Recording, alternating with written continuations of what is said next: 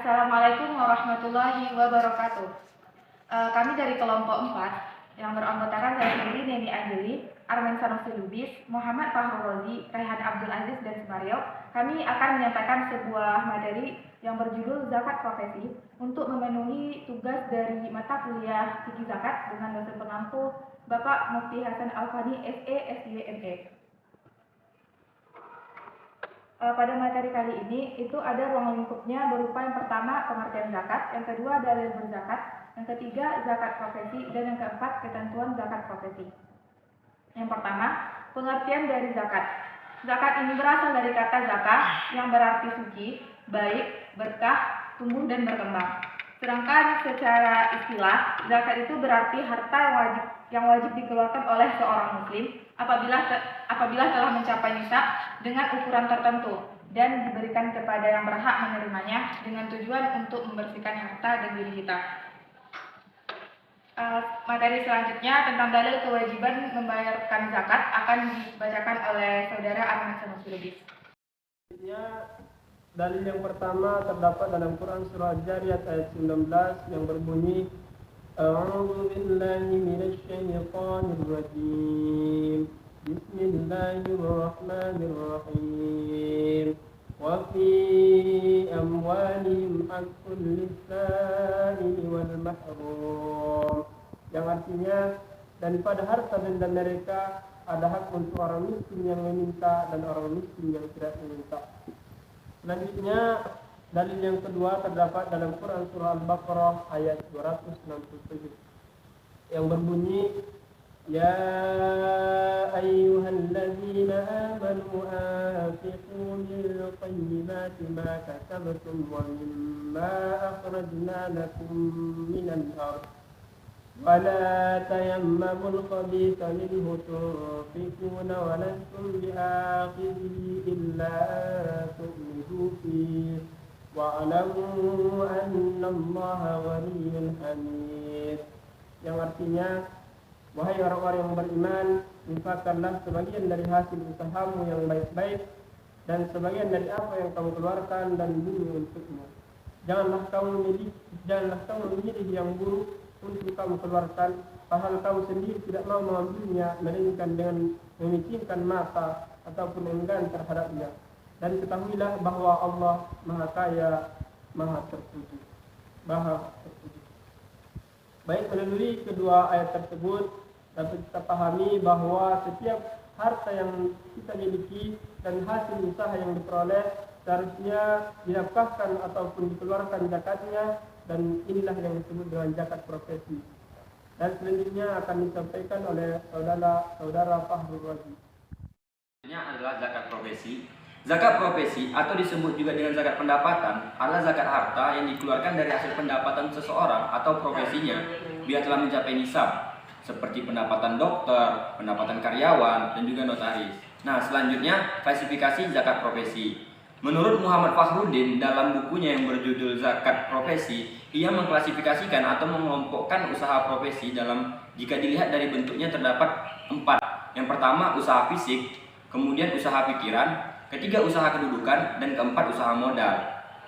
Usaha fisik adalah apabila seseorang memperoleh uang dengan memanfaatkan fisiknya, seperti buruh, karyawan, pegawai, dan artis. Kemudian yang kedua, usaha pikiran adalah apabila seseorang yang memperoleh pendapatannya melalui pikirannya sendiri, seperti dokter, desainer, dan juga konsultan. Nah, yang ketiga, usaha kedudukan adalah apabila seseorang yang bekerja di suatu instansi atau perusahaan sehingga mendapatkan tunjangan karena posisi dan kedudukannya. Kemudian, kelompok yang terakhir atau klasifikasi yang terakhir adalah usaha modal, yaitu apabila pendapatan yang diperoleh karena modal yang diinvestasikan pada sebuah perusahaan. Nah, selanjutnya akan disampaikan oleh saudara Raihan Abdul Aziz. Saya akan melanjutkan materi selanjutnya, yaitu ketentuan zakat. Di sini, setiap jenis zakat mempunyai nisab atau kadar dan ketentuan yang menjadi batas nominal atau minimal yang menyebabkan kita wajib mengeluarkan zakat. Adapun mengenai zakat profesi terdapat 3 pendapat terhadapnya. Yang pertama, 1. Menganalogikan dengan zakat perdagangan, yang dimana mengeluarkan nisab sebesar 85 gram emas atau kadar zakat sebesar 2,5%. Yang kedua, zakat yang kedua menganalogikan dengan zakat pertanian, yang dimana mengeluarkan nisabnya yaitu sebesar 653 kg padi atau gandum dengan kadar zakat 5% yang dimana dikeluarkan setiap kali mendapatkan penghasilan atau gaji. Yang ketiga menganalogikan dengan zakat dikas, yang dimana menyandarkan analogi zakat profesi yang sehingga tidak ada nisab pada zakat profesi dan dikeluarkan dengan kadar 20%. Selanjutnya itu kadar zakat profesi, di mana ada dua pandangan yang berbeda pendapat. Yang pertama mengatakan bahwa semua bentuk pemasukan harus dikeluarkan sebesar 2,5% tanpa memandang seberapa besar kebutuhan seseorang. Nah, di sini pendapat ini mengatakan bahwasanya kita wajib mengeluarkan zakat dari hasil total keseluruhan penghasilan kita atau disebut penghasilan kotor. Kedua, memandang bahwa zakat yang wajib dikeluarkan telah dihitung berdasarkan pemasukan kotor. Dan dari pendapat ini mengatakan bahwasanya kita wajib mengeluarkan zakat dari hasil penghasilan bersih kita. Nah, dari dua kasus atau pandangan yang berbeda pendapat, ada salah satu ulama yaitu Yusuf Al-Qardawi yaitu berpendapat bahwasanya bila pendapatan seseorang sangat besar dari kebutuhan dasarnya sudah sangat tercukupi, wajar bila dia mengeluarkan sebesar 2,5% langsung dari pemasukan kotornya. Sebaliknya, bila pemasukan seseorang tidak terlalu besar, sementara kewajiban untuk memenuhi nafkahnya keluarganya lumayan besar, maka tidak mengapa bila dia menunaikan dulu segala kewajiban nafkahnya sesuai dengan standar kebutuhan dasar. Dan setelah itu sisa pemasukannya dizakat sebesar 2,5% pada amal zakat. Selanjutnya yaitu materi yang akan dibacakan oleh Sumario. Kepada Sumario dipersilakan. Saya akan melanjutkan presentasi dari saudara Rehan Abdul Aziz yang tadi menjelaskan tentang ketentuan zakat, dan saya akan menjelaskan tentang contoh dari ketentuan zakat. Baiklah, contoh yang pertama adalah dari Bapak Dedi.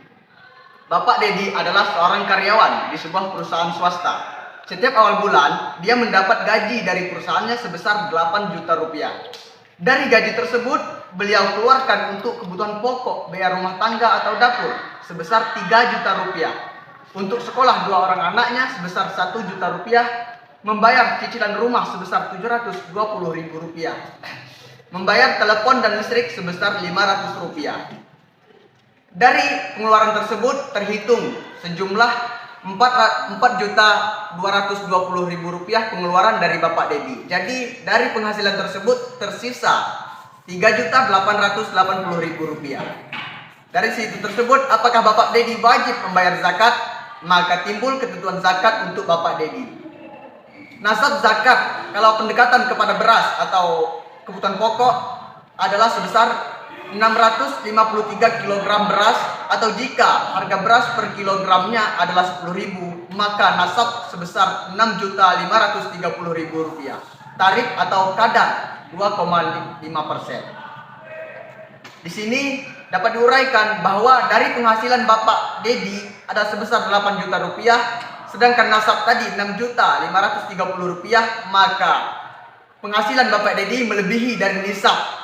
Maka daripada itu, Bapak Dedi wajib membayar zakat dengan penghitungan sebagai berikut. 8 juta dikali 2,5% adalah 200.000 rupiah. Maka ketentuan zakat yang harus dibayar oleh Bapak Dedi sebesar 200.000 rupiah per bulannya. Selanjutnya yaitu contoh yang kedua, penghasilan dari Bapak Rudi pendekatan kepada emas. Dari emas yang dimiliki Bapak Rudi sebesar 10 juta rupiah per bulannya, berapakah zakat profesi yang harus dikeluarkan oleh Bapak Rudi? Ketentuan penghasilan Bapak Rudi adalah Rp 10 juta rupiah per bulan. Kalau dikali per tahunnya, 10 juta dikali 12 sebesar 120 juta rupiah per tahun.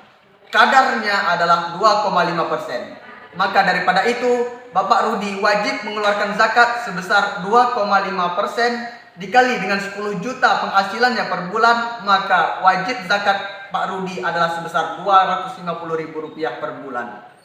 Baik, hanya itulah yang dapat kami sampaikan. Kalau ada kesalahan dan kejanggalan ya kami mohon maaf. Wabillahi taufik wal hidayah, waridho wal inayah. Wassalamualaikum warahmatullahi wabarakatuh.